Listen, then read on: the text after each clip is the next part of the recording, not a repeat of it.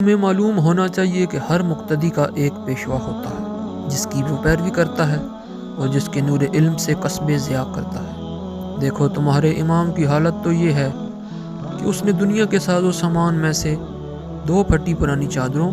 اور کھانے میں سے 2 روٹیوں پر کناحت کر لی ہے۔ میں سمجھتا ہوں تم میں سے کوئی کہے گا کہ جب ابن ابی طالب کی خوراک یہ ہے تو ضعف و کمزوری نے اسے حریفوں سے بھیڑنے اور دلیروں سے ٹکرانے سے بٹھا دیا ہوگا،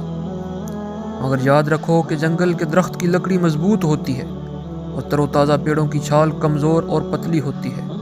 اور صحرائی جھاڑ کا ایندھن زیادہ بھڑکتا ہے اور دیر میں بجھتا ہے۔